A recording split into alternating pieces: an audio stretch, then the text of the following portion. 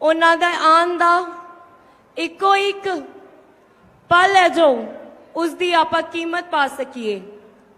जो अज अपना वो कीमती समा साडे लिए कढ़ के आए ने, मैं चाहनी हाँ कि आप पूरा मानसा उन्होंने यकीन दवा दिए कि असी किस तरह अपना हर मन धन तो उन्हों दे नाल खड़े हैं, उन्हों दे इंतजार दे विच उन्हों दे साथ खड़े हैं। मैं अपने समूह संगत नूं एक ही बेनती कर दी हाँ कि इस बार जो एडी समूह साडे दे उत्ते मान बख्शिया गया है, सानू सीएम चन्नी साहब दा जो चेहरा दिता गया है, एक एडी वड्डा जिन्हां ने इन्ने काम किते ने, अपना पूरा जीवन साडे नाम कर दिता है। आपां उन्हां दा पूरा साथ देना है। आपां कांग्रेस पार्टी अपने पूरे परिवार का साथ देना है कि आने वाले समय आपा उन्हां दी सरकार बना सकीए, आपा सेवा कर सकीए अपने पूरे हलके दी। जो अज असी सारे मिल के इत्थे इकट्ठ होए हैं, मैं तुहाडा सब दा धन्नवाद कर दिया। मैं अपने बाई जी नूं बेनती कर दिया कि वो आके माइक संभालन ते मेरे लगदा साहब आ गए, वेलकम करिए उन्हां दा। ਹੁਣ मैं बेनती करदा जी साडे ਜ਼ਿਲ੍ਹੇ ਦੇ वर्किंग प्रेजिडेंट गुरप्रीत सिंह विक्की जी ਨੂੰ ਆ ਕੇ ਸਾਨੂੰ ਸੰਬੋਧਨ ਕਰਨ ਜੀ। गुरप्रीत विक्की जी।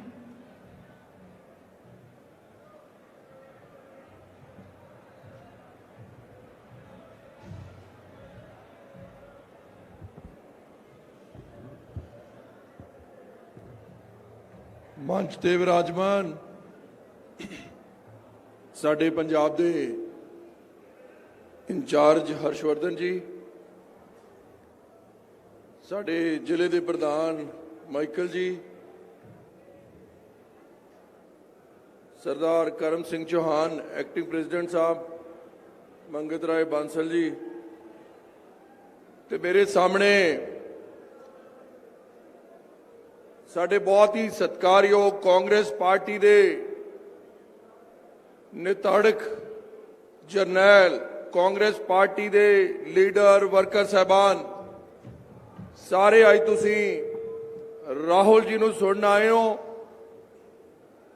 ते मैं तुहाडा इत्थे आउण ते जी आया कहना, तुहाडा स्वागत करदा और सारिआं नूं ये बेनती करदा कि आपां अपने जिले दीआं तीनों सीटां ते जिन्ना भी कांग्रेस पार्टी दे लीडर साहबान वर्कर साहबान योगदान पा सकते हैं, उन्हां नूं जिताउण लई आपां सारिआं ने वध चढ़ के वो योगदान पाइए ताकि कांग्रेस पार्टी का तिन्ने सीटां ते झंडा लहराए और आपां दोबारा तो सरकार बना सकीए।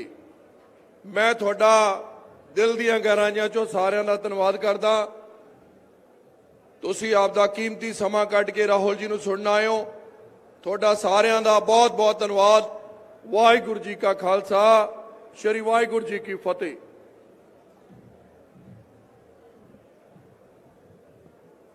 मैं साडे बहुत ही सत्कारयोग साडे पंजाब के इंचार्ज AICC श्री राहुल गांधी, श्रीमती सोनिया गांधी। मैं जिला कांग्रेस कमेटी के अध्यक्ष से अनुरोध करता हूं कि राहुल जी का वो स्वागत करें। जिला कांग्रेस कमेटी के अध्यक्ष जी मानसा में स्वागत है।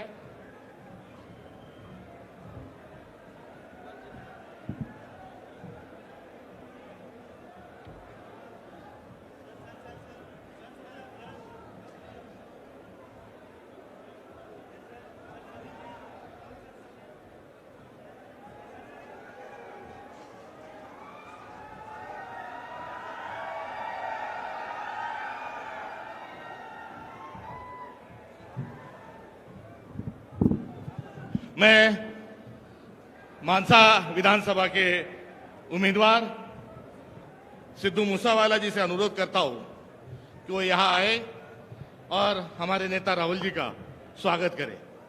सिद्धू मूसावाला जी।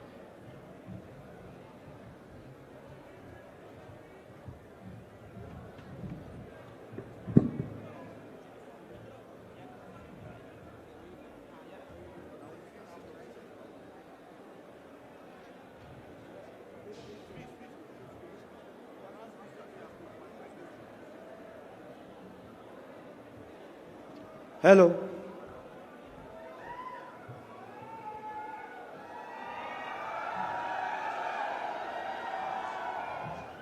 सारे तो पहला फतेह प्रवान करियो जी। श्री वाहिगुरु जी का खालसा, श्री वाहिगुरु जी की फतेह। गज के बुलाया करो। श्री वाहिगुरु जी का खालसा, श्री वाहिगुरु जी की। बहुत बहुत शुक्रिया पहुंची हुई समूह संगत का, दिलों वैलकम, धन्यवाद श्री राहुल गांधी जी का, समूची लीडरशिप जी का, जो साडे मानसा विखे साडे एक सदे ते सानू हमायत करना है, साडी सपोर्ट करना है। बहुत बहुत शुक्रिया करदा ते पहुंचण ते तह दिलों धन्यवाद करदा। बहुत क्रूशल वक्त चल रहा है मानसा वालियो, माड़ी जी शांति नाल गल सुनो। 10 मिनट लूंगा मैं, ज्यादा टाइम नहीं लेना। बहुत क्रूशल टाइम चल रहा है मानसा वालियो। अज वोटां पै रही ने, वक्खो वक्ख पार्टियां प्रचार कर रही ने, वक्खो वक्ख कैंडीडेट खड़े कर रही ने, ते असीं इत्थे इकट्ठे होए हां साडी पार्टी नूं मजबूत करन लई, इकट्ठ करन लई ते लोकां नूं दस्सण लई कि भाई मानसा अज इकट्ठा है। सो वोटां दे विच कई आपो अपणियां पार्टियां आपो अपना वखरो वखरे तरीके नाल प्रचार कर रही ने, ते एक दो पार्टियां इहो जिहियां ही ने जिन्हां कोले एजेंडा तां कोई है नहीं, पर गल्लां बहुत ने। ते जदों गलबात करदे आ कि भाई सरकार किहदी होनी चाहिदी है, MLA किहड़ा बनना चाहिदा है, ते गल हुंदी है कि भाई जिहड़ा साडे काम करवा दे अस तां MLA ते सरकार ओहदी लैके आवांगे। ते कई बंदियां तो मैं सवाल पुछया कि भाई सरकार किहदी चाहिदी है, वो कहंदे सरकार चाहिदी तां जरूर है, पर कई बंदे कहंदे आ कि सानू बदलाव चाहिदा है। ते मैं पुछया कि बदलाव किवें आऊगा? कहंदा सरकार बदल देंगे, वक्त बदल देंगे ते माहौल बदल देंगे। मैं कहा छोटे वीर गल तेरी सही है, सरकारां बदलनियां जरूरी ने, पर दो तरीके दा बदलाव हुंदा है, दो तरीके दा, एक चंगा बदलाव ते एक माड़ा बदलाव। मानसा वालिओ पानी दा गिलास होवे जे मेरे हत्थ 'च ते तुसीं कहो कि इहनूं बदल के दिखा, मैं जोर नाल गिलास कंध 'च मारूं ते गिलास खेरू खेरू हो जाऊगा। एक बदलाव तां इह भी है ते दूजा बदलाव वो है कि मैं उसे गिलास नूं चक्कां, ਉਹਦੇ ਤੇ ਚੀਕਣੀ ਮਿੱਟੀ ਲਾਵਾਂ ਤੇ ਉਹਦਾ ਸਾਈਜ਼ ਵੱਡਾ ਕਰ ਦਿਆਂ ਤੇ ਫਿਰ ਉਹਦੇ 'ਚ ਵੱਧ ਪਾਣੀ ਪੈ ਜੇ ਤੇ ਪੇਂਟ ਦੇ ਨਾਲ ਫੁੱਲ ਬੂਟੀਆਂ ਪਾ ਦਿਆਂ ਤੇ ਗਲਾਸ ਸੋਹਣਾ ਵੀ ਲੱਗਣ ਲੱਗ ਜੇ। ਇਹ ਹੋ ਗਿਆ ਦੂਜਾ ਬਦਲਾਅ, ਚੰਗਾ ਬਦਲਾਅ। ਦੱਸੋ ਕਿਹੜਾ ਬਦਲਾਅ ਚਾਹੀਦਾ ਸਾਨੂੰ? ਚੰਗਾ ਬਦਲਾਅ ਚਾਹੀਦਾ ਜਾਂ ਮਾੜਾ ਬਦਲਾਅ ਚਾਹੀਦਾ? ਪਰ ਮਾਨਸਾ ਵਾਲਿਓ ਕੁਝ ਕੁ ਸ਼ਰਾਰਤੀ ਅੰਸਰ ਸਾਡੇ ਮਾੜੇ ਬਦਲਾਅ ਤੇ ਹੋਏ ਨੇ। ਪਿਛਲੀਆਂ ਇਲੈਕਸ਼ਨਾਂ ਦੇ ਵਿੱਚ ਅਸੀਂ ਇੱਕ ਮਾੜੇ ਬਦਲਾਅ ਨੂੰ ਜਨਮ ਦਿੱਤਾ। ਵੋਟਾਂ ਤਾਂ ਪੈਂਦੀਆਂ ਹੁੰਦੀਆਂ ਕਿ 2,75,000 ਦੀ ਆਬਾਦੀ ਚੋਂ ਇੱਕ ਇਹੋ ਜਿਹਾ ਬੰਦਾ ਚੁਣਿਆ ਜਾਵੇ ਜਿਹੜਾ ਸਾਡੇ ਹੱਕਾਂ ਦੀ ਗੱਲ ਕਰ ਸਕੇ, ਜਿਹੜਾ ਸਾਡੀ ਗੱਲ ਕਰ ਸਕੇ। ਪਰ ਜੇ ਇੱਕ ਮਾੜੇ ਬੰਦੇ ਦੀ ਥਾਂ ਤੇ ਦੂਜਾ ਮਾੜਾ ਬੰਦਾ ਹੀ ਬਿਠਾਉਣਾ ਹੈ, ਕੀ ਇਹਨੂੰ ਤੁਸੀਂ ਬਦਲਾਅ ਕਹੋਗੇ? ਦੱਸੋ ਮਾਨਸਾ ਵਾਲਿਓ। माड़े बंदे की थां ते चंगा बंदा बिठावांगे तां बदलाव है। जे माड़े की थां ते माड़ा ही बिठाउणा फिर बदलाव कोई मायने नहीं रखता। ਤੇ ਅੱਜ ਕੱਲ ਕਈ ਬੰਦੇ ਇੱਥੇ ਆਉਂਦੇ ਨੇ ਦਿੱਲੀ ਤੋਂ, ਆ ਦੂਜੀਆਂ ਪਾਰਟੀਆਂ ਵਾਲੇ, ਆ ਝਾੜੂ ਚੱਪਿਆਂ ਵਾਲੇ, ਇਹ ਕਹਿੰਦੇ ਪੰਜਾਬ ਤੇ ਦਿੱਲੀ ਮਾਡਲ ਲਾਗੂ ਕਰਨਾ ਹੈ। ਕੀ ਗੱਲ ਬਈ ਪੰਜਾਬ ਮਾੜਾ ਦਿੱਲੀ ਤੋਂ? ਇਹ ਕਹਿੰਦੇ ਆ ਦਿੱਲੀ ਮਾਡਲ ਲੈ ਕੇ ਆਉਣਾ ਹੈ। ਦਿੱਲੀ ਮਾਡਲ ਦੀ ਇੱਕ ਘਟਨਾ ਦੱਸਦਾ। 26 ਤਰੀਕ ਨੂੰ ਇੱਕ ਸਿੱਖ ਕੁੜੀ ਨੂੰ ਘਰੋਂ ਚੱਕਿਆ ਗਿਆ, ਬਾਲ ਮੁੰਨੇ ਗਏ, ਮੂੰਹ ਤੇ ਕਾਲਖ ਪੁੱਤੀ ਗਈ, 6 ਬੰਦਿਆਂ ਨੇ ਉਹਦਾ ਰੇਪ ਕੀਤਾ ਤੇ ਅਰਧ ਨਗਰ ਹਾਲਤ ਦੇ ਵਿੱਚ ਦਿੱਲੀ ਦੀਆਂ ਸੜਕਾਂ ਤੇ ਘੁਮਾਇਆ। ਉਹ ਕੁੜੀ ਇੰਨੀ ਜਿਲਤ ਨਾ ਸਹਿੰਦੀ ਹੋਈ ਸੁਸਾਈਡ ਕਰਕੇ ਮਰ ਗਈ। ਦੱਸੋ ਪੰਜਾਬ ਵਾਲਿਓ, ਇਹੋ ਜਿਹਾ ਦਿੱਲੀ ਮਾਡਲ ਪੰਜਾਬ 'ਚ ਚਾਹੀਦਾ? ਨਹੀਂ ਚਾਹੀਦਾ। ਮੈਨੂੰ ਇੱਕ ਗੱਲ ਦੱਸੋ ਪੰਜਾਬ ਵਾਲਿਓ, ਪੰਜਾਬ ਦੇ ਵਿੱਚ ਸਾਡੇ ਕੋਲੇ ਗਰੀਬੀ ਹੋ ਸਕਦੀ ਹੈ, ਲੋਕ ਕਹਿੰਦੇ ਨੇ ਇੱਥੇ ਨਸ਼ਾ ਹੋ ਸਕਦਾ ਹੈ, ਲੋਕ ਕਹਿੰਦੇ ਨੇ ਇੱਥੇ ਬੇਰੁਜ਼ਗਾਰੀ ਆ, ਉਹ ਕਹਿੰਦੇ ਇੱਥੇ ਬੇਰੁਜ਼ਗਾਰੀ ਹੋ ਸਕਦੀ ਹੈ। ਪਰ ਮੈਂ ਇੱਕ ਗੱਲ ਹੈ ਠੋਕ ਕੇ ਕਹਿ ਸਕਦਾ ਕਿ ਸਾਰਾ ਕੁਝ ਹੋਊਗਾ, ਪਰ ਸਾਡੇ ਪੰਜਾਬ ਦੇ ਲੋਕਾਂ ਦੇ ਵਿੱਚ ਬੇਗੈਰਤੀ ਨਹੀਂ ਹੈਗੀ। ਇੱਥੇ ਸਾਡੀਆਂ ਮਾਤਾਵਾਂ ਬੈਠੀਆਂ ਨੇ, ਰਾਤ ਨੂੰ ਵੀ ਜੇ ਕੋਈ 1:30 ਵਜੇ ਸ਼ਹਿਰ ਦੀ ਜਾਂ ਪਿੰਡ ਦੀ ਗਲੀ 'ਚ ਕੱਲੀ ਤੁਰੀ ਜਾਂਦੀ ਹੋਵੇ ਨਾ, ਕੋਈ ਅੱਖ ਭਰ ਕੇ ਝਾਕ ਨਹੀਂ ਸਕਦਾ। ਬਲਾਤਕਾਰ ਕਰਨ ਦੀ ਤਾਂ ਗੱਲ ਦੂਰ ਦੀ ਹੈ। ਦੱਸੋ ਫਿਰ ਦਿੱਲੀ ਵਾਲਿਓ, ਪੰਜਾਬ ਮਾੜਾ ਕਿ ਦਿੱਲੀ ਮਾੜਾ? ਇਹ ਕਹਿੰਦੇ ਨੇ ਮੈਡੀਕਲ ਸਹੂਲਤਾਂ ਲੈ ਕੇ ਆਵਾਂਗੇ, ਇਹ ਕਹਿੰਦੇ ਆ ਕਿ ਨੁਕੜਾ ਹਸਪਤਾਲ ਖੋਲਾਂਗੇ। ਇਹਨਾਂ ਤੋਂ ਮਾੜਾ ਜਾਂ ਐਂ ਪੁੱਛਿਓ ਕਿ ਤੁਹਾਡੀ ਸਰਕਾਰ 'ਚ ਤੁਹਾਡੇ ਹੁੰਦੇ ਹੋਏ ਤੁਹਾਡਾ ਐਮਐਲਏ ਆਕਸੀਜਨ ਦੀ ਕਮੀ ਕਰਕੇ ਮਰ ਗਿਆ, ਤੁਸੀਂ ਸਾਡਾ ਇਲਾਜ ਕਰਾਉਂਗੇ ਬਈ? ਤੇ ਇੱਕ ਗੱਲ ਹੋਰ ਦੱਸੋ, ਇੱਥੇ ਖੇਤੀ ਕਰਨ ਵਾਲੇ ਕਿਹੜੇ ਨੇ? ਹੱਥ ਖੜੇ ਕਰਕੇ ਦੱਸੋ। ਸਾਰੀ ਖੇਤੀ ਕਰਨ ਵਾਲੇ ਆਪਾਂ। ਜਦੋਂ ਤਾਂ ਪੰਜਾਬ ਦੇ ਪਾਣੀਆਂ ਦੀ ਗੱਲ ਹੁੰਦੀ ਹੈ, ਉਦੋਂ ਤਾਂ ਕਹਿੰਦਾ ਪੰਜਾਬ ਦੇ ਪਾਣੀਆਂ ਤੇ ਦਿੱਲੀ ਦਾ ਹੱਕ ਹੈ, ਤੇ ਉਹ ਪੰਜਾਬ ਦੇ ਧੂਏ ਤੋਂ ਡਰ ਲੱਗਦਾ ਹੈ। ਆ ਕੱਲ ਪਰਸੋਂ ਬਿਆਨ ਦਿੱਤਾ ਸੀ, ਕਹਿੰਦਾ ਦਿੱਲੀ 'ਚ ਜਿੰਨਾ ਧੂਆਂ ਆਉਂਦਾ ਪੰਜਾਬ ਵਾਲਿਆਂ ਨੂੰ ਆਉਂਦਾ। ਫਿਰ ਪੰਜਾਬ ਦਾ ਪਾਣੀ ਕਿਉਂ ਮੰਗਦਾ ਬਈ? ਪੰਜਾਬ ਦੀਆਂ ਵੋਟਾਂ ਕਿਉਂ ਮੰਗਦਾ? ਤੇ ਦੂਜੀ ਗੱਲ, ਐਮਐਲਏ ਬਣਾਉਣੇ ਕਾਹਦੇ ਖਾਤਰ ਹੁੰਦੇ ਹੋ ਤੁਸੀਂ? ਮੈਨੂੰ ਇਹ ਦੱਸੋ। ਕੰਮਾਂ ਖਾਤਰੀ ਬਣਾਉਣੇ ਹੋ? ਕੰਮਾਂ ਖਾਤਰੀ ਬਣਾਉਣੇ ਐਮਐਲਏ? ਤੇ ਜਿਹੜਾ ਬੰਦਾ ਐਮਐਲਏ ਬਣ ਕੇ ਕੰਮ ਕਰਨ ਦੀ ਹਿੰਮਤ ਨਹੀਂ ਰੱਖਦਾ, ਫਿਰ ਇਹੋ ਜਿਹਾ ਐਮਐਲਏ ਬਣਾ ਕੇ ਲੈਣਾ ਕੀ ਹੈ? ਸਦਰੀ ਪੁੱਤਰੀ ਗੱਲ ਕਰਦਾ ਹੁੰਨਾ ਕਿ ਤੁਸੀਂ ਲੈ ਕੇ ਆਓ ਵੱਖੋ-ਵੱਖ ਪਾਰਟੀਆਂ ਦੇ ਕੈਂਡੀਡੇਟ, ਬਿਠਾਓ ਸਾਰੀ ਜਨਤਾ ਦੇ ਸਾਹਮਣੇ, ਤੇ 3-4 ਕੈਂਡੀਡੇਟਾਂ ਨੂੰ ਕਹੋ ਕਿ ਆਪੋ ਆਪਣਾ ਫੋਨ ਕੱਢ ਕੇ ਆਪਣੇ ਮੁੱਖ ਮੰਤਰੀ ਕੈਂਡੀਡੇਟ ਨੂੰ ਫੋਨ ਕਰੋ, ਜਿਹਨੇ ਪਹਿਲਾਂ ਫੋਨ ਚੱਕ ਲਿਆ ਉਹਨੂੰ ਵੋਟਾਂ ਪਾ ਦਿਓ।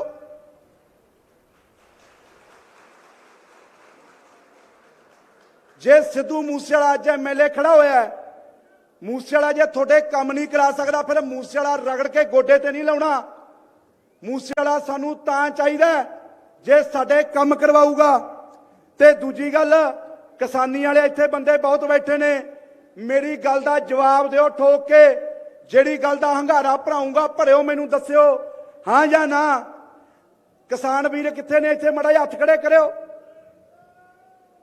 ਜੇ ਤੁਹਾਨੂੰ ਏਜੰਸੀ 'ਚ ਲੈ ਕੇ ਜਾਵਾਂ ਮੈਂ ਟਰੈਕਟਰਾਂ ਵਾਲੀ 'ਚ, ਤੇ ਉੱਥੇ 2 ਟਰੈਕਟਰ ਖੜੇ ਹੋਣ, ਇੱਕ ਪਾਸੇ ਤਾਂ ਖੜਾ ਹੋਵੇ ਆਸ਼ਾ 241 NC, ਰੁਪਿਆ ਲੱਗਿਆ ਹੋਵੇ 3 ਲੱਖ ਰੁਪਿਆ ਰੇਟ ਉਹਦਾ, ਤੇ ਦੂਜੇ ਪਾਸੇ ਖੜਾ ਹੋਵੇ ਸੰਤਰੀ ਤੇ ਪੀਲਾ ਜਾਂ 911 ਡਬਲ ਕਲਚ ਪਲੇਟ।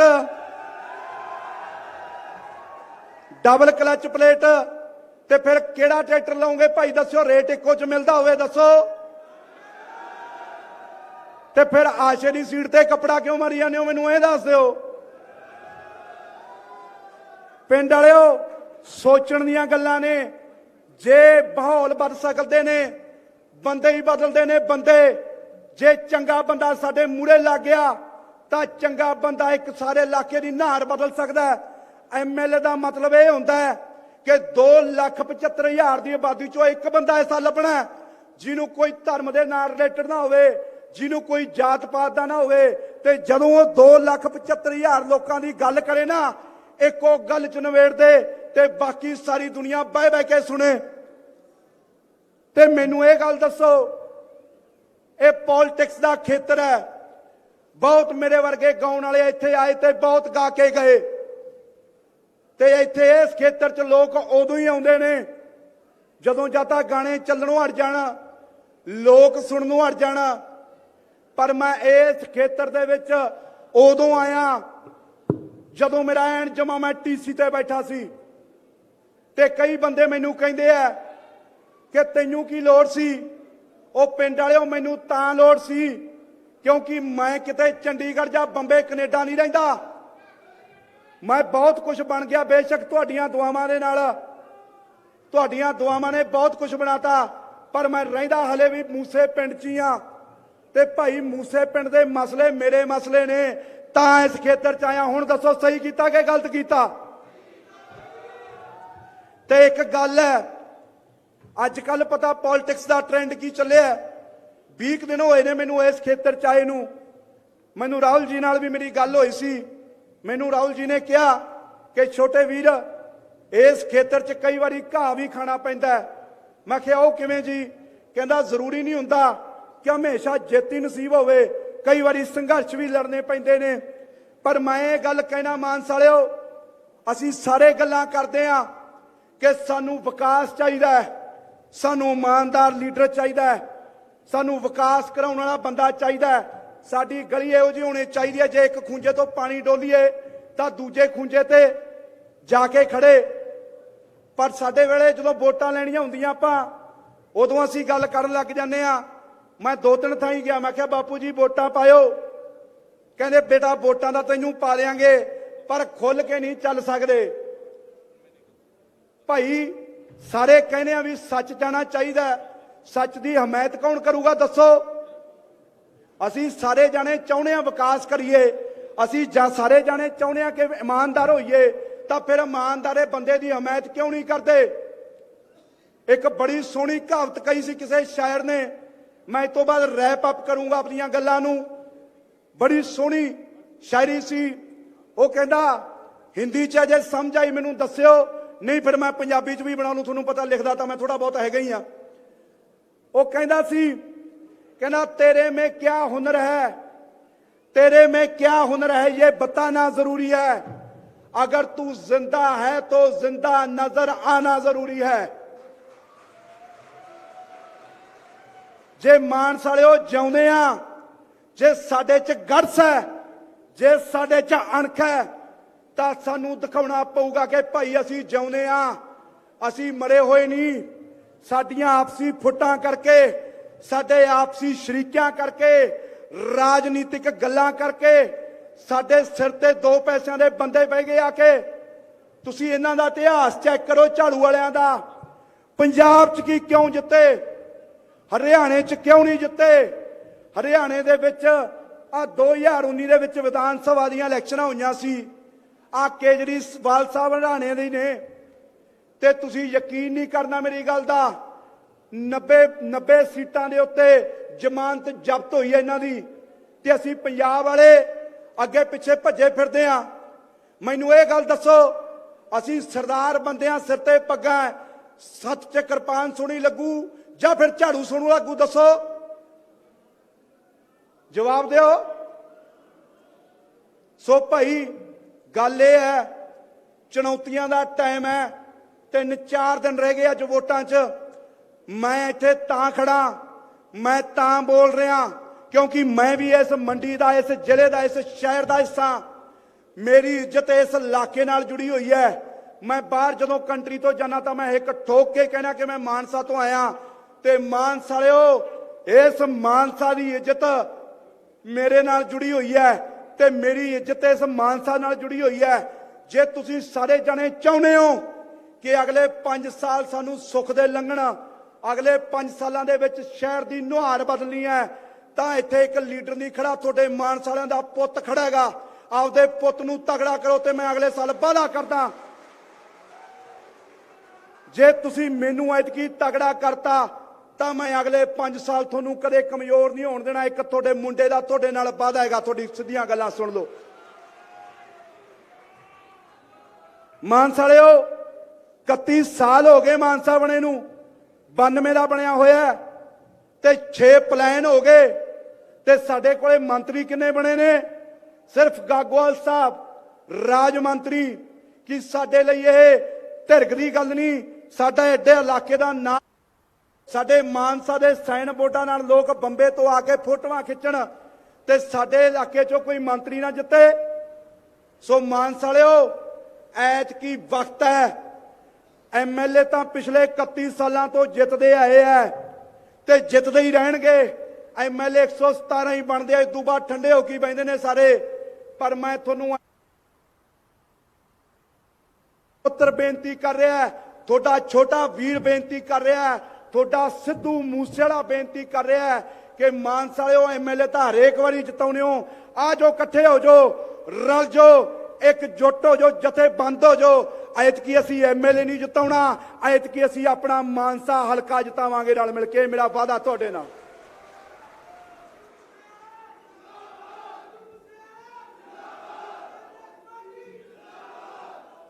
इन्नियां क गल्लां ने मेरा वीर, मैं चाहुंदा होर भी वक्त लैंदा, पर साडे आदर दीआं भरा, साडे वड्डे वीर राहुल गांधी जी इत्थे आए होए ने।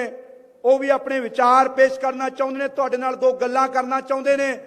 सो मैं इन्नियां क बेनतियां करदा, खिमा मंगदा, ते मैथों जे कोई भाई कमी पेशी रह गई होवे तां इन्ना क सोच लिओ कि जे साडा 27 सालां दा मुंडा सिद्धू मूसेवाले दी थां ते खड़ा हुंदा ते ओह किन्ना क सियाणा हुंदा।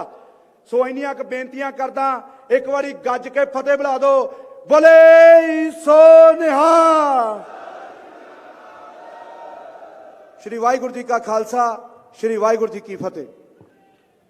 अब मैं इसके बाद बेताब हो और जिनकी आवाज घरों घरों तक और दिलों दिलों तक पहुंच रही है, ऐसे कैंपेनिंग कमेटी के सर्वे सर्वा आदरणीय सुनील जाखड़ जी से अनुरोध करता हूं कि आए और इस सभा को संबोधित करें। आदरणीय जाखड़ जी। बहुत ही आदर ते सत्कार दे योग श्री राहुल गांधी जी, बहुत ही सत्कारयोग साडे एआईसीसी इंचार्ज हरीश चौधरी जी, बहुत ही सत्कारयोग इत्थे मंच ते विराजमान साडे कोल खास तौर उचेचे तौर ते आए दीपेंद्र हुड्डा जी, ते सारे थोड़े अपने हरदिल अजीज मूसेवाला साहब हुणे तुहानूं एड्रैस करके गए है, बांसल साहब, मोफर साहब, सारे साडे सीनियर आगू साहबान मंच ते विराजमान, ते मेरे सामने बैठे सारे मेरे बुजुर्गों, मेरे साथियों, मेरे नौजवान दोस्तों, फतेह कबूल करियो। श्री वाहिगुरु जी का खालसा, श्री वाहिगुरु जी की फतेह। अज समा परखण दा आ गया, अज परखण दा समा आया थोड़े कोल। तुसी फैसला करना कौन थोड़ा हितैषी है। सारे आणगे, सब अपने आप नूं थोड़े इलाके दा हितैषी दसणगे, पर मैं थोड़ा ध्यान थोड़ा जा पिछे लैके जाना चाहना। अकाली बीजेपी सरकार सीगी, आ भी नरमे दी बेल्ट है। राहुल जी, ये वो एरिया है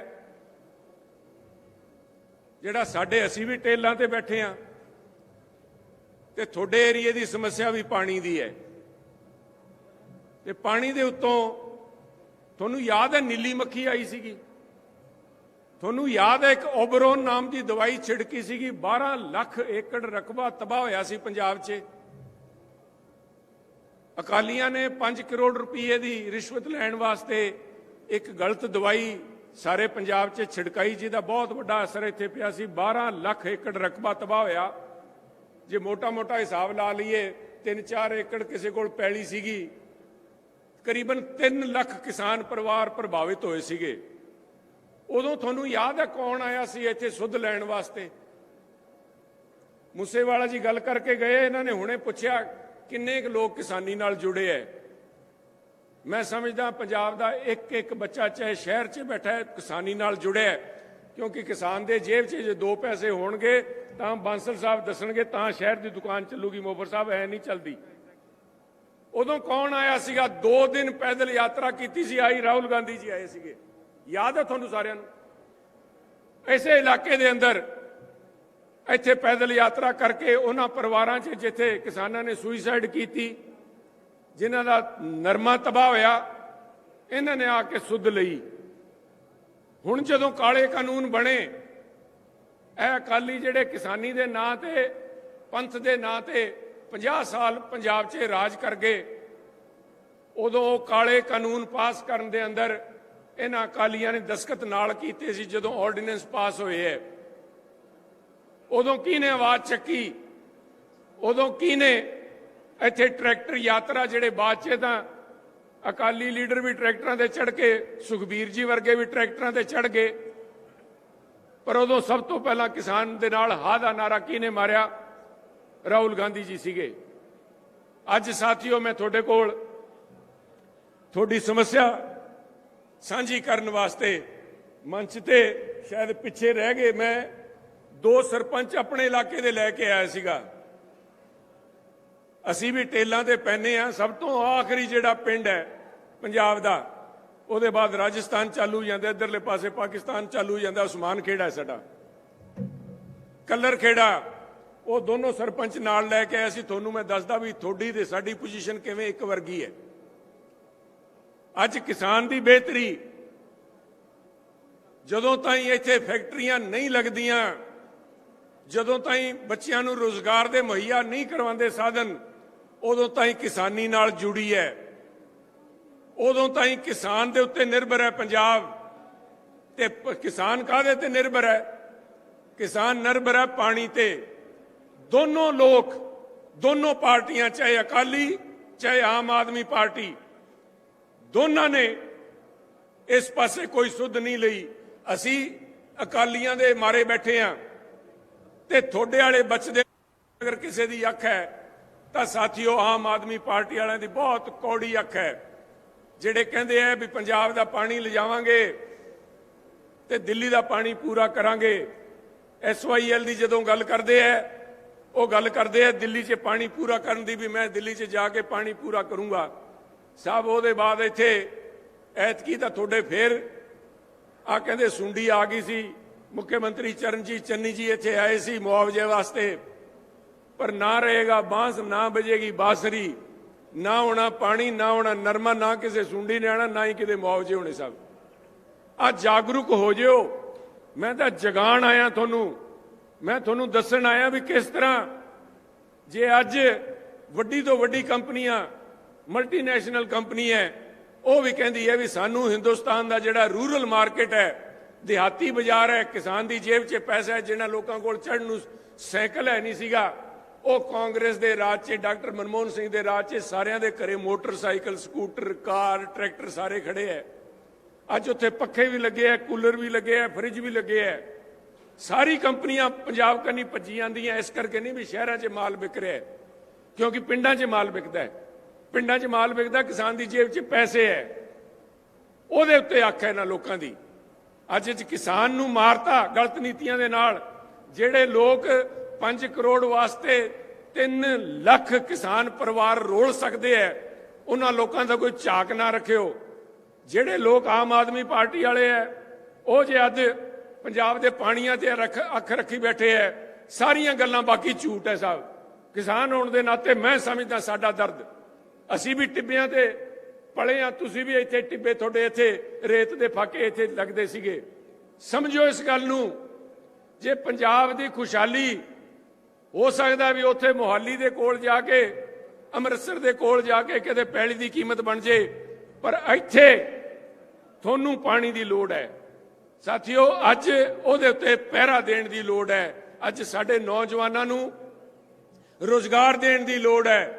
ਇੱਥੇ ਫੈਕਟਰੀਆਂ ਲਾਉਣ ਦੀ ਲੋੜ ਹੈ, ਕਿਉਂਕਿ ਹੁਣ ਧਰਤੀ ਇਸ ਤੋਂ ਜ਼ਿਆਦਾ ਬੋਝ ਝੇਲ ਨਹੀਂ ਸਕਦੀ। ਅਸੀਂ ਧਰਤੀ 'ਚੋਂ ਖੂਨ ਪਸੀਨਾ ਪਾ ਕੇ, ਖਾਦ ਤੇ ਪਾਣੀ ਨਾਲ ਨਹੀਂ, ਸਾਡਾ ਖੂਨ ਪਸੀਨਾ ਨਾਲ ਲੱਗਦਾ, ਉਹਦੇ ਨਾਲ ਆਪਣੀ ਫਸਲ ਪੈਦਾ ਕਰਦੇ ਹਾਂ। ਅੱਜ ਉਹਦੀ ਪੂਰੀ ਕੀਮਤ ਦਿਵਾਉਣ ਵਾਸਤੇ ਕਿਸਾਨੀ ਸੰਘਰਸ਼ ਚੱਲਿਆ, 1.25 ਸਾਲ ਤਾਈਂ ਸੰਘਰਸ਼ ਚੱਲਿਆ। ਤੇ ਅੱਜ ਮੋਦੀ ਸਾਹਿਬ ਆ ਕੇ ਜਦੋਂ ਕਹਿੰਦੇ ਹੈ ਮੈਂ ਪੰਜਾਬੀਆਂ ਦਾ ਦਿਲ जीतने ਆਇਆ ਹੂੰ, ਮੈਂ ਅੱਜ ਤੁਹਾਡੇ ਕੋਲ ਇੱਥੇ ਆਉਣ ਤੋਂ ਪਹਿਲਾਂ ਸਰਪੰਚ ਸਾਹਿਬ ਨੂੰ ਜਿੱਥੋਂ ਚੜਾ ਕੇ ਲਾਇਆ, ਕਲਰ ਖੇੜੇ ਤੋਂ ਆਇਆ, ਉੱਥੇ ਇੱਕ ਸਾਥੀ ਖੜਾ ਹੋ ਕੇ ਕਹਿੰਦਾ ਜੀ ਮੈਂ ਕੱਲ ਪ੍ਰਧਾਨ ਮੰਤਰੀ ਦੀ ਸਪੀਚ ਸੁਣੀ ਤੇ ਉਹਨਾਂ ਨੇ ਕਿਹਾ, ਕਹਿੰਦਾ पंजाब ने मुझे बहुत कुछ दिया है, मैंने बड़ा यहाँ समय व्यतीत किया, और पंजाब ने मुझे बहुत कुछ दिया है। ਤੇ ਉਹ ਕਹਿੰਦਾ ਮੈਂ ਉਹਨਾਂ ਨੂੰ ਕਿਹਾ ਮੋਦੀ ਸਾਹਿਬ ਪਹਿਲਾਂ ਦਿੱਤਾ ਹੋਣਾ ਪਿਛਲੇ 1.5 ਸਾਲ ਤੋਂ ਤਾਂ ਤੁਹਾਨੂੰ ਬਦਸ਼ੀਸ਼ਾਂ ਹੀ ਦੇਈ ਜਾਂਦੇ ਆ ਵੀ ਤੁਸੀਂ ਲੈ ਕੇ ਬਹਿ ਗਏ। ਉਹ ਬਦਸ਼ੀਸ਼ਾਂ ਉਹ ਅੱਜ ਲੋਕ ਭੁੱਲੇ ਨਹੀਂ, ਇਹ ਬਹਿਰੂਪੀਏ ਹੈ। ਇਹ ਜਿਹੜੇ ਅਕਾਲੀ ਹੈ ਚਾਹੇ ਆਮ ਆਦਮੀ ਪਾਰਟੀ ਹੈ ਸਾਥੀਓ, ਇਸੇ ਬੀਜੇਪੀ ਦੇ ਏਜੰਟ ਦੇ ਤੌਰ ਤੇ ਕੰਮ ਕਰ ਰਹੇ ਹੈ। ਅੱਜ ਜਿਹੜੇ ਅਕਾਲੀ ਇੱਥੇ ਦਮਗਜ਼ੇ ਮਾਰਦੇ ਫਿਰਦੇ ਹੈ ਸਭ ਉਹਨਾਂ ਦੀ ਧੌਣ ਕਿਹਦੇ ਕੋਲ ਹੈ?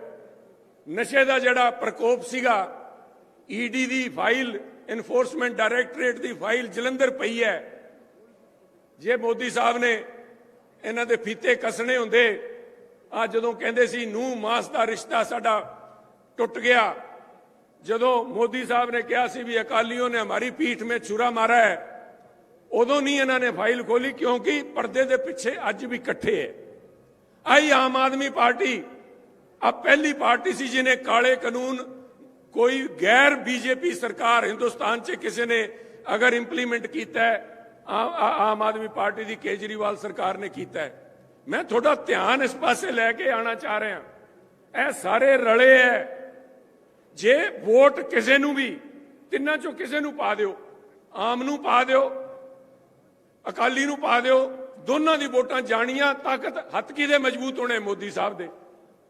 ਤੇ ਮੋਦੀ ਸਾਹਿਬ ਦੇ ਜਿਸ ਦਿਨ ਹੱਥ ਮਜ਼ਬੂਤ ਹੋਏ, ਗਾਜ ਕੀਤੇ ਤੇ ਗਿਰਨੀ ਹੈ ਤੁਹਾਡੇ ਤੇ। ਉਹਨਾਂ ਦੀ ਕੌੜੀ ਅੱਖ ਹੈ ਪੰਜਾਬ ਤੇ। ਪੰਜਾਬ ਨੇ ਤਾਂ ਪਤਾ ਨਹੀਂ ਬਹੁਤ ਕੁਝ ਦਿੱਤਾ ਹੋਣਾ। ਮੋਦੀ ਸਾਹਿਬ ਤੁਸੀਂ ਸਾਡੇ ਤੇ ਮਤਰੇਈ ਮਾਣ ਆ ਜਿਹੜਾ ਵਿਵਹਾਰ ਕਰਦੇ ਹੋ, ਇਹਦੇ ਵਾਸਤੇ ਮੋਦੀ ਸਾਹਿਬ ਤੁਹਾਨੂੰ ਪੰਜਾਬ ਮਾਫ ਨਹੀਂ ਕਰ ਸਕਦਾ। ਪੰਜਾਬ ਨੇ ਜਿੱਥੇ ਅਨਾਜ ਦੇ ਅੰਨ ਗੋਦਾਮ ਭਰੇ ਹੈ, ਉੱਥੇ ਸ਼ਹੀਦਾਂ ਦੀ ਲਾਈਨਾਂ ਲਾਤੀਆਂ ਬਾਰਡਰਾਂ ਦੇ ਉੱਤੇ, ਉਹਦੇ ਬਾਅਦ ਵੀ ਤੁਸੀਂ ਪੰਜਾਬ ਨੂੰ ਮਾੜੀ ਅੱਖ ਨਾਲ ਦੇਖਦੇ ਹੋ। ਸਭ ਅੱਜ ਵੀ ਪੰਜਾਬ ਦੇ ਨਾਲ ਜਿਹੜਾ ਵਿਤਕਰਾ ਕੀਤਾ ਹੈ, ਕਹਿਣ ਨੂੰ ਮਾਫੀ ਮੰਗ ਲਈ ਮੋਦੀ ਸਾਹਿਬ ਨੇ, ਮੈਨੇ ਗਲਤ ਕੀਤਾ ਮੁਝੇ ਮਾਫ ਕਰੋ, ਪਰ ਕੀਤਾ ਕੀ? ਕਿਸਾਨ ਦੇ ਜ਼ਖਮਾਂ ਤੇ ਮੱਲਮ ਨਹੀਂ ਲਾਈ।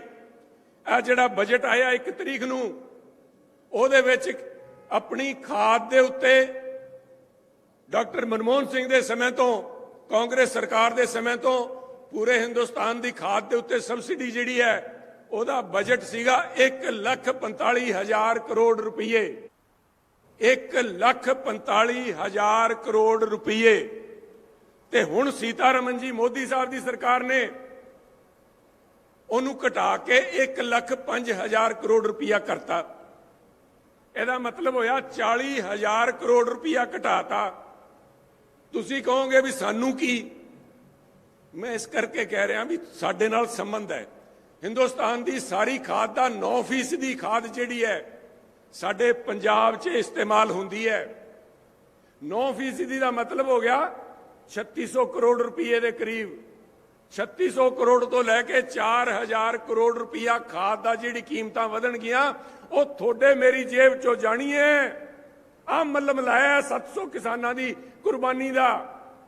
आ मिर्चां छिड़कियां मल्लम लाण दी बजाए, आ थोनू रगड़न वाला काम कीता है।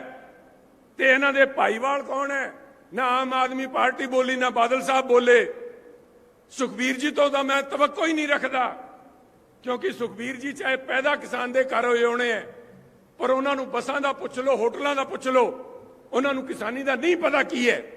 पर बादल साहब तो सर किसान है, उन्होंने हथीं काम किया है, खेती की है। क्यों नहीं बोलते? मेरा सवाल है क्यों नहीं बोलते? केजरीवाल साहब क्यों नहीं बोलते? क्योंकि सीधा असर पंजाब ते पैना है। बोलते नहीं, होर ही होर गल्लां करी जांदे है, क्योंकि मोदी साहब ना नाराज हो जान, डरते हैं मोदी साहब तो। अगर कोई चूज रहा है उस जालम सरकार दे नाल, राहुल गांधी जी ਉਹਦੇ ਨਾਲ जप्पा पाई बैठे है बीजेपी सरकार दे नाल, ते ਇਹਦਾ ਇਹਨਾਂ ਨੂੰ ਖਾਮਿਆਜਾ ਭੁਗਤਣਾ ਪੈਂਦਾ है। पर तुसी क्यों भुगतो? ਇਹਨੂੰ अंदर झाक के देखो। मोफर साहब तुसी दस दिओ, तुसी बड़े उन्होंने ऐन जड़चे बैठे हो। मैं इन्हां दी कई बार स्पीचां, कल गुरदासपुर मेरे साडे जाण तो पहला सुखबीर जी गुरदासपुर गए, कहते मैं 12 तरीक नूं 10 नूं रिजल्ट आना, 12 नूं चीफ मिनिस्टर बन जाऊंगा। मैं क्या जे इन्ना ही भरोसा है तुहानूं, इन्ना ही कॉन्फिडेंस है, विश्वास है, फिर तुसी दसो बादल साहब की उम्र कितनी है? साहब 94 कहते हैं, पर 96 तो घट है नहीं साहब। मेरे फादर के बड़े चो साहब के कुलीग वो क्लास फेलो रहे हुए हैं जी लाहौर में, एफसी कॉलेज लाहौर से इकट्ठे पढ़े हैं। घट्टो घट्ट 98 साल दे पर उन्होंने जवानी मन लेना 94 साल दे बादल साहब। फिर बुजुर्ग नूं क्यों उथे वक्त पा रखा साहब, क्यों फिर बुजुर्ग नूं क्यों वक्त पा रखा सुखबीर जी ने? आ पंजाबियों का आ गुरु उस गुरु तो जिन्हों सरबंसदानी कहते हैं, सरबंसदानियां वे तेरा कौन देऊगा देना, सारा बंस भारता उन्होंने किहदे वास्ते? थोड़े वास्ते, लोगों वास्ते, पंथ वास्ते, पंजाब वास्ते, देश वास्ते। इत्थे बुजुर्गों नूं धक्की जांदे कुर्सी वास्ते, उन्होंने आराम करन दिओ बुजुर्गों नूं। इन्हां दी लोकां दी सोच कुर्सी दा पर्दा पै गया इन्हां ते, कोई बोलदा नहीं, कोई पुछदा नहीं सुखबीर जी नूं। सुखबीर जी एडा जुल्म ना करो, चाहे तुसीं जो कहण नूं कह देने उन्हां नूं, पर एक बुजुर्ग है साथियों, इन्हां गल्लां नूं लीडर का किरदार पता लगता है, किस किस्म का लीडर है, किहड़ी थोड़ी बांह फड़ूगा। मैं तो इन्नी बेनती करना है साथियों, देखियो कि 700 कुर्बानियां दे उत्ते मिट्टी ना पा दिओ, क्योंकि ए तिन्नों रल के तिन्हां नूं दसी जांदा भी साडी सरकार नहीं बननी। ए चाहते भी कांग्रेस रुक जे, 20-25 सीटां 'च आ रह जाण, 20-25 अकाली लै जाण, ते बाकी असी खिचड़ी पका के बीजेपी दे सारे जिहड़े रले है इन्हां नाल इकट्ठे होके ते रह जाणगे, ते असी गवर्नरी रूल ला लांगे। गवर्नर रूल ला के चलाना किने है? उसे बीजेपी ने, उसे बीजेपी ने साडे 700 किसान भरा मरवाए है, उसे बीजेपी ने जिन्हें साडियां रेल गड्डियां रोकतियां, उसे बीजेपी ने जिन्हें साडे इत्थे GST रोकता, उसे बीजेपी ने जिन्हें साडे गुरु घर दे हरमंदर साहब दे लंगर दे उत्ते GST लाता। वही ए सारे भाईवाल है, अकाली ते बीजेपी ते आम आदमी। इस करके मेरी बेनती है साथियों, थोनू नौजवान इस इलाके का थोनू बांह फड़ाई है मूसेवाले जी नू। बहुत सारे कांग्रेस के वर्करां दे अंदर होर भी साडे कोल बड़े कैंडिडेट सीगे, इत्थे दे पहला आम आदमी दी पार्टी दे जिहड़े लीडर सी, वो भी साडे नाल आके जुड़े। पर कैंडीडेट एक हुंदा है, पर पंजाब भी इक्को ही है साथियों। मसला पंजाब दा है, अज मसला पंजाब दा है, अज मसला कल्ले मानसा सीट दा नहीं, अज मसला कल्ले मूसेवाले साहब दा नहीं, अज किते सुनील दी गल ते नहीं। पंजाब ते पहरा देना है, अगर पंजाब नू इकट्ठा रखना है, पंजाब नू रंगला पंजाब रखना है साथियों, सारे इत्थे इकट्ठे बैठे हैं। बांसल साहब एक आखिरी गल कहूंगा, अकालियां दे MLA मित्तल साहब नाल की हुई सीगी? मित्तल साहब साडे नाल आके मोफर साहब हसी जांदे है, क्यों छड्ड के गए मित्तल साहब अकालियां नू? क्यों आके कांग्रेस ज्वाइन की सी? अज चलो फिर टिकट नहीं मिली, नाराज होके चले गए। उन्होंने मैनू दसिया जिहड़ा फर्क करते हैं कौमां दे विच, दो फाड़ करते हैं, जो सुखबीर जी ने मित्तल साहब नाल कीती हरेक वास्ते शर्म दा मुकाम है। उसे बेइज्जती तो वो छड्ड के गए सीगे, अज वो लोग इत्थे आके लोकां नू गुमराह कर रहे हैं। राहुल जी ने बार बार के अज फिर तुहाडे नाल साझा करनगे, साडे भाईचारक सांझ दे विच आंच ना आवे, साडे पंजाब ते आंच ना आवे। इस करके मेरी बेनती है साथियों, तकड़े होके कांग्रेस दे हत्थ मजबूत करो, कल्ले इत्थे नहीं। जे अपना मोड़ कोई बैठा है, किते बैठा है, किसे हल्के च बैठा है, सारियां नू तगड़े होके मदद करके कांग्रेस की सरकार बनाओ। तुहाडा बहुत बहुत धन्यवाद। जय हिंद साथियों। अब इसके बाद संविधान के संरक्षक, संवर्धक, युवाओं की उमंग और देश की आशा, परम आदरणीय सत्कार योग राहुल जी को निमंत्रित करता हूं कि वो आए और हमें मार्गदर्शन करें। राहुल जी।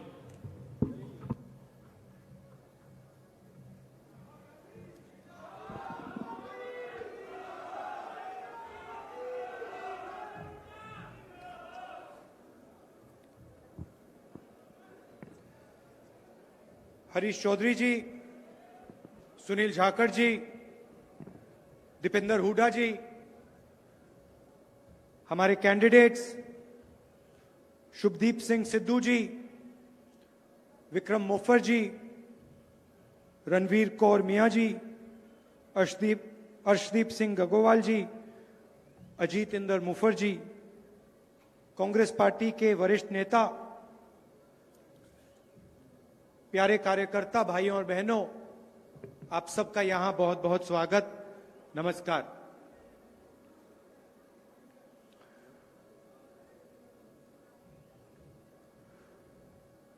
पंजाब में चुनाव है, बहुत सारे वायदे किए जा रहे हैं। बीजेपी, अकाली दल, आम आदमी पार्टी, अमरिंदर सिंह ने भी एक पार्टी चालू कर रखी है, सब वायदे कर रहे हैं। कुछ दिन पहले अमित शाह जी यहां आए, ड्रग्स के बारे में उन्होंने भाषण दिया, कहा कि अगर उनकी सरकार आएगी तो ड्रग्स के खिलाफ लड़ने के लिए एक इंस्टीट्यूट खोलेंगे। खैर, उनकी सरकार तो आने वाली नहीं है, तो उसका कोई मतलब ही नहीं है। मगर मैं आपको एक बात याद दिलाना चाहता हूं। 2013 में मैं पंजाब आया और पंजाब यूनिवर्सिटी में मैंने कहा कि पंजाब के युवाओं के सामने ड्रग्स की समस्या बहुत खतरनाक है। 2013 में पंजाब यूनिवर्सिटी में मैंने ये बात कही। बीजेपी के नेताओं ने मजाक उड़ाया, सुखबीर बादल जी ने कहा कि राहुल गांधी को कोई समझ नहीं है।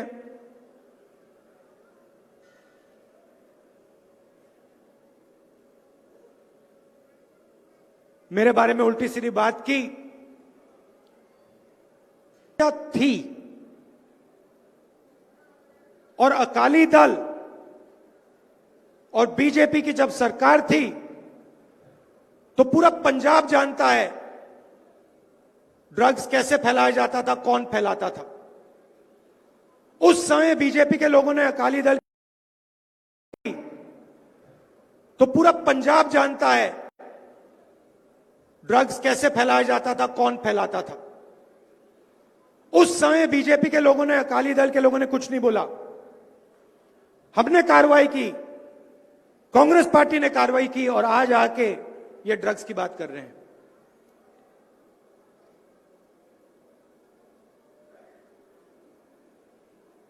झाड़ू के नेता मजीठिया जी से माफी मांगते हैं। एक तरफ अकाली दल के लोग कहते हैं, बीजेपी के लोग कहते हैं कि ड्रग्स की समस्या, तो पहले आपने क्यों नहीं कही? पहले आप क्या कर रहे थे? 2013 में जब आपकी सरकार थी तो आपने क्यों नहीं बोला?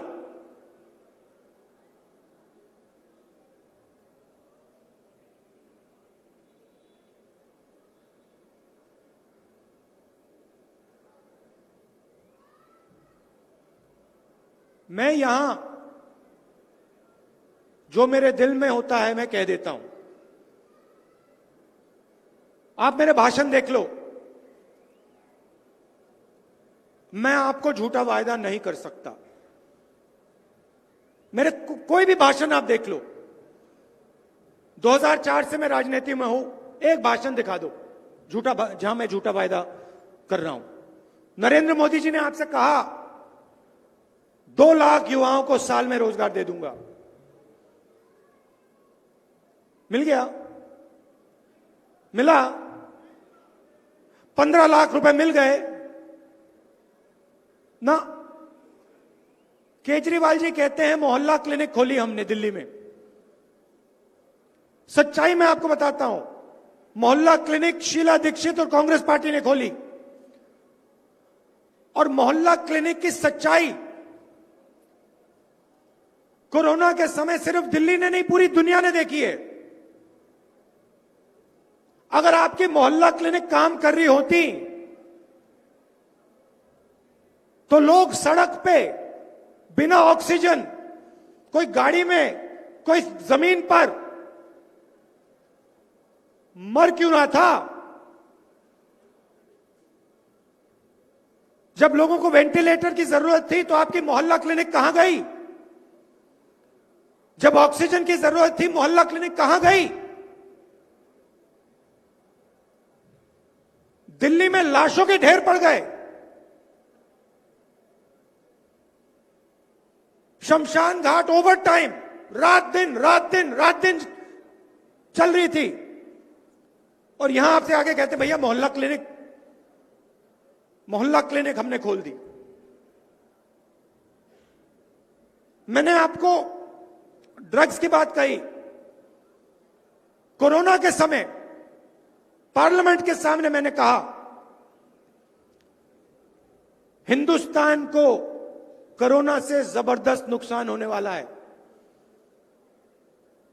लाखों लोग मरेंगे।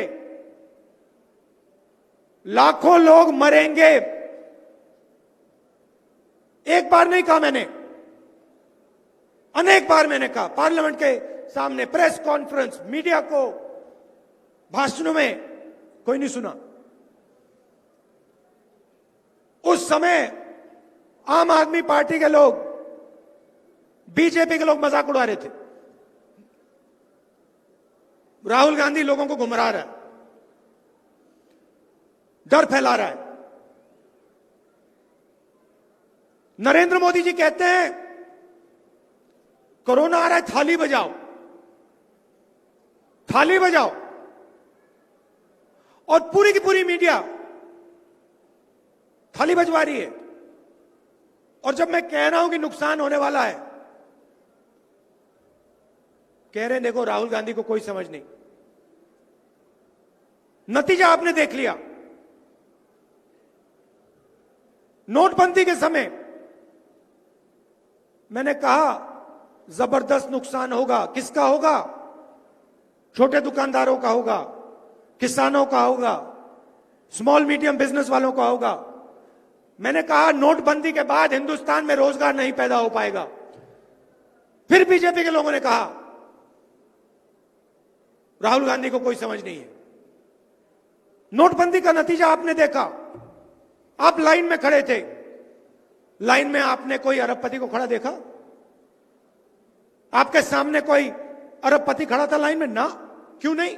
क्या उनके पास 500 रुपए, 1000 रुपए के नोट नहीं थे क्या? क्या सिर्फ हिंदुस्तान के गरीब लोगों के पास 500 रुपए, 1000 रुपए का नोट है?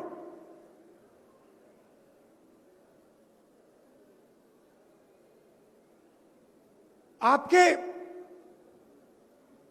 गुरु नानक देव जी थे, उन्होंने क्या बोला? उन्होंने बोला सोच समझ के बात करो।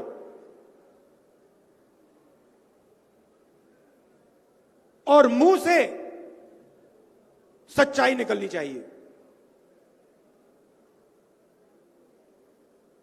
सोच समझ के बात करो और सच बोलो। और मैं आज आपको बता रहा हूं, यह बात आप अच्छी तरह सुन लीजिए।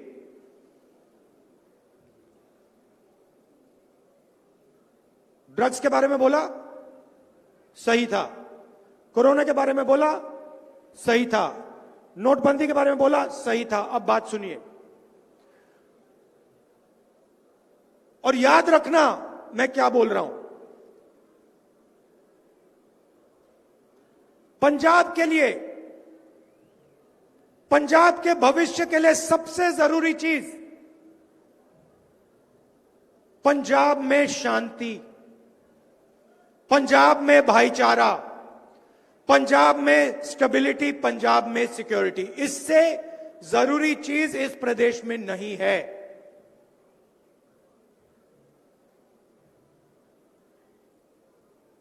ये देश, ये प्रदेश गहराई से इस बात को समझता है।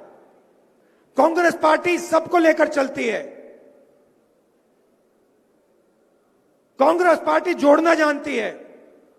हमारे हजारों वर्कर मरे हैं, शहीद हुए हैं, हम इस बात को गहराई से समझते हैं। यह कोई केमिस्ट्री लैब नहीं है कि यहां पे भैया एक्सपेरिमेंट करो। एक बार यहां शांति खत्म हो गई, स्टेबिलिटी चली गई, सिक्योरिटी चली गई, पंजाब बर्बाद हो जाएगा। फिर से दोहराता हूं, पंजाब के लिए सबसे जरूरी चीज सिक्योरिटी, स्टेबिलिटी और शांति। इससे जरूरी चीज पंजाब में है ही नहीं। कांग्रेस पार्टी के पास एक्सपीरियंस है, हम समझते हैं प्रदेश को कैसे चलाना है, हम जानते हैं। हम शांति की रक्षा कर सकते हैं, बाकी लोग नहीं कर सकते हैं। याद रखना मेरी बात। और एक और बात, आप पहचानो कि नेता के पीछे कौन सी शक्ति है। राजनीति में जो राजनीति को नहीं समझता वो चेहरे देखता है, कहता है देखो मोदी जी खड़े हैं, कहते देखो राहुल गांधी खड़ा है, जाखड़ जी खड़े हैं, केजरीवाल जी हैं, चेहरे देखता है। मगर राजनीति चेहरों पे नहीं चलती है। चेहरे के पीछे कौन सी शक्ति है उसको भी आप पहचानिए। छुपी हुई शक्तियां होती हैं, ये चेहरा नहीं दिखाती, छुपी हुई होती हैं, छुपी रहती हैं और अपना काम करती हैं। तो आप सोचो और समझो, नरेंद्र मोदी जी के पीछे कौन सी शक्ति है। नोटबंदी की, किसानों के खिलाफ 3 कानून, काले कानून लाए, क्या नरेंद्र मोदी जी के पीछे किसानों की शक्ति है? हो सकती है? अगर है तो हिंदुस्तान का किसान सड़क पे क्यों है? अगर है तो हिंदुस्तान का किसान कोरोना में, ठंड में क्यों खड़ा है? क्योंकि नरेंद्र मोदी के पीछे किसानों की शक्ति नहीं है। नोटबंदी की, मैंने आपको कहा, पूछा क्या अमीर लोग लाइन में थे? ना। आपको नोटबंदी का फायदा हुआ? कोई यहां कह सकता है हां मुझे नोटबंदी से फायदा हुआ? कोई कह सकता है? कोई छोटा दुकानदार कह सकता है कि नोटबंदी और गलत जीएसटी से मुझे फायदा हुआ? ना। फायदा किसको हुआ? हिंदुस्तान के 3-4 अरबपतियों को हुआ। शक्ति किसकी है? नरेंद्र मोदी जी के पीछे 3-4 उद्योगपति और अरबपतियों की शक्ति है। सीधी सी बात है। मीडिया में देखो, उनका चेहरा दिखाई देगा, रोज दिखाई देगा, 24 घंटा। किसान मीडिया को कंट्रोल करता है? नहीं। छोटा दुकानदार, छोटा व्यापारी मीडिया को कंट्रोल करता है? नहीं।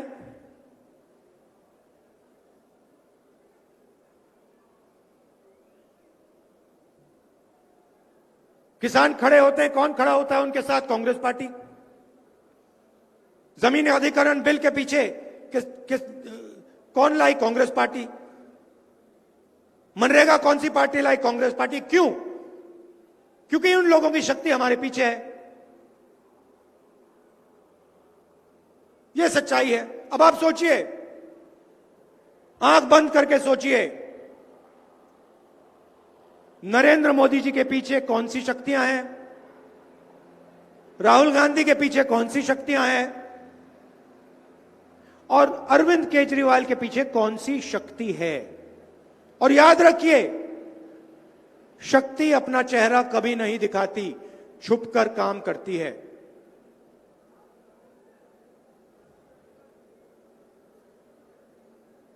पंजाब को अपनी शांति, सिक्योरिटी और स्टेबिलिटी की रक्षा करनी चाहिए। हमने आपको एक गरीब घर के चीफ मिनिस्टर दिए हैं। क्यों दिए? हमने चन्नी जी को चीफ मिनिस्टर क्यों बनाया? कांग्रेस पार्टी ने क्यों यह काम किया? क्योंकि चन्नी जी गरीब घर में पैदा हुए थे। चन्नी जी गरीबी को समझते हैं। चन्नी जी गरीबी के दर्द को समझते हैं। इसीलिए हमने चन्नी जी को चीफ मिनिस्टर बनाया है।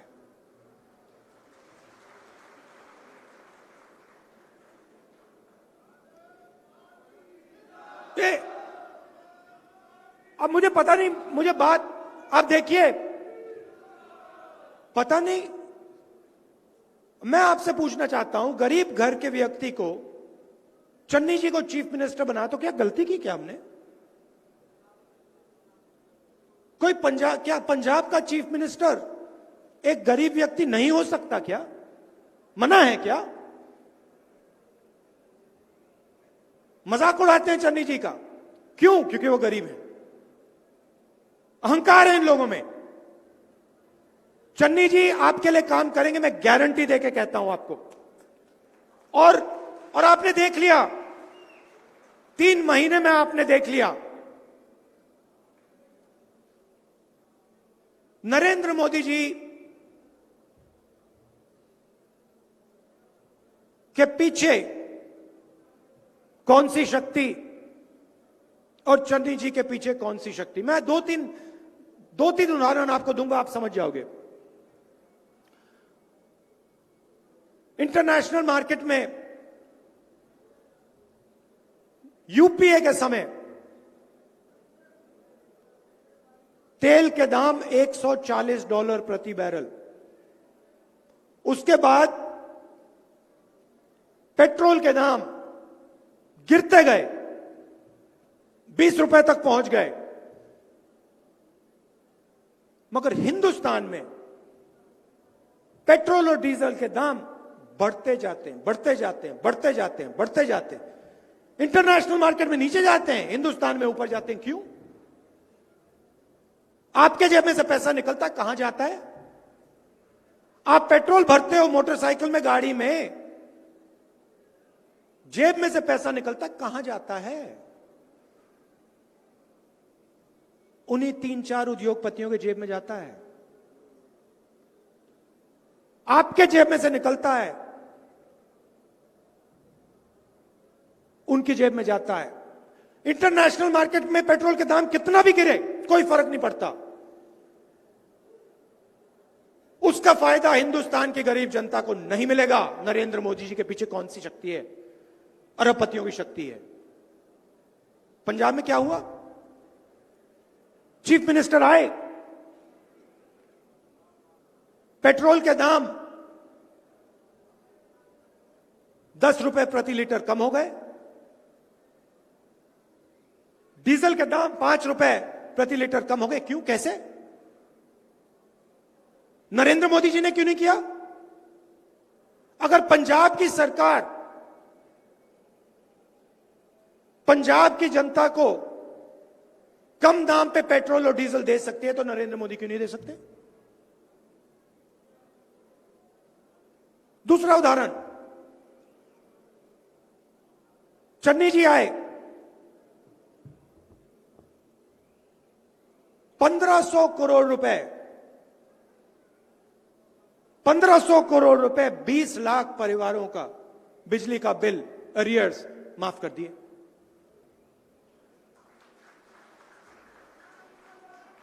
पावर प्राइस को 3 रुपए कम कर दिया पर यूनिट। क्यों किया? क्योंकि चन्नी जी गरीब घर से निकले हैं, इसलिए किया। और मैं आपको बता रहा हूं, यह ऐतिहासिक निर्णय है। अभी उन्होंने कुछ नहीं किया, अभी शुरुआत है।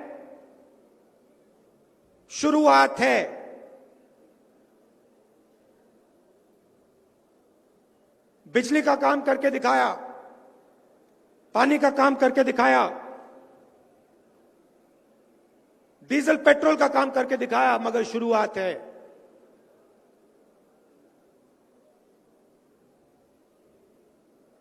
पंजाब में कांग्रेस की अगली सरकार मोनोपोली को तोड़ने का काम करेगी। पंजाब में 3 मोनोपोलियां हैं, 3 मोनोपोलियां हैं जिससे पंजाब के लोगों से पैसा लिया जाता है। इन 3 मोनोपोलियों को हम तोड़ देंगे। पहली मोनोपोली बस की मोनोपोली, उसमें हम युवाओं को परमिट देंगे और मोनोपोली को तोड़ देंगे। दूसरी मोनोपोली केबल की मोनोपोली, 400 रुपए से हम 200 रुपए करके दिखा देंगे, चन्नी जी करके दिखाएंगे। और रेत की मोनोपोली 1200 रुपए पर ट्रेलर, चन्नी जी करके दिखा देंगे।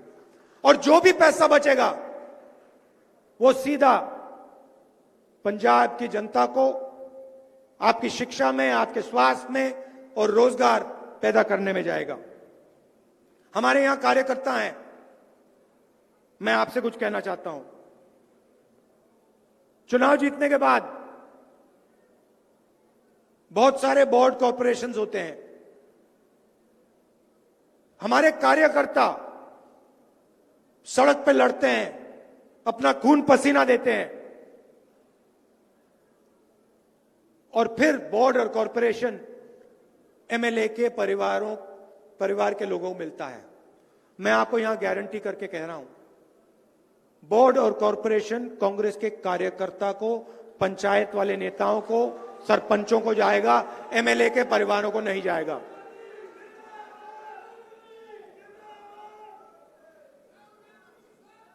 महिलाओं, आप देखना, महिलाओं के लिए 8 सिलेंडर, गरीब परिवारों के लिए 8 सिलेंडर साल में मुफ्त फ्री और 1100 रुपए महीने के महिलाओं के लिए। मगर सबसे जरूरी बात मैं फिर से दोहराना चाहता हूं, सवाल पंजाब के भविष्य का है। सबसे जरूरी चीज पंजाब में शांति, इससे जरूरी चीज है ही नहीं। यह केमिस्ट्री लैब नहीं है कि यहां पे जो एक्सपेरिमेंट करना है एक मौका दो, इससे नहीं बात बनती।